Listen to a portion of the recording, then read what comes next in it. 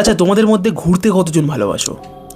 বা তারা যদি কোনো একটা জায়গায় ঘুরতে গিয়ে এমন একটি রুম পেলে, পরে জানতে পারলে সেইখানে কেউ আত্মহত্যা করেছিল, তবে তোমাদের রিয়াকশান কেমন হবে? ঠিক এমনই একটি ঘটনা ঘটেছিল দীঘাতে। ভিকটিম আমাকে জানিয়েছিল যে দাদা, বন্ধু বান্ধবদের সঙ্গে প্রথমবার কোনো ট্রিপে যাই এবং সেখানে গিয়ে আমার সঙ্গে এরকম একটি ঘটনা ঘটবে আমি ভাবতে পারিনি। আমরা ছিলাম তিনজন প্রচণ্ড আনন্দ করি প্রথম দিন। মেন সমস্যা হয় আমাদের রাতের বেলা। রাতে আমরা খাওয়া দাওয়া করে যখন ঘুমাতে যাই, আমি লক্ষ্য করছিলাম আমি ঘুমাতে পারছিলাম না। অত্যন্ত পরিমাণে আমার অস্বস্তি লাগছিল।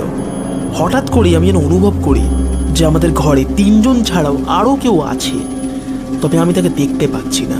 লাস্ট ঘটনা, সবথেকে ভয়ঙ্করতম ঘটনা ঘটে পরের দিন। রাতের বেলা আমরা খাওয়া দাওয়া করে সবে মাত্র ঘুমাতে যাব, তখন রাত প্রায় 1টা। হঠাৎ করেই আমাদের দরজায় দুমদাম কেউ লাথি মারতে থাকে। বাইরে গিয়ে দেখলাম কেউ নেই, এবং এটা হতেও পারে বাইরে দিকেও লাথি মারতেই পারে।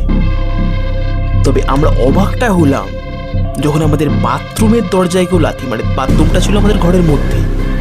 বাথরুমের দরজায় যখন লাথি পড়লো, তখনই আমরা ভয়টা পেয়েছি।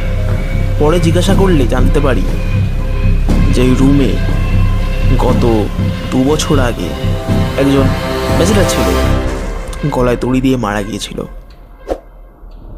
নমস্কার, আমি রাজ, এবং এরকম আরও ঘটনা শুনতে অবশ্যই সাবস্ক্রাইব করতে ভুলবে না প্রেতজনিকে।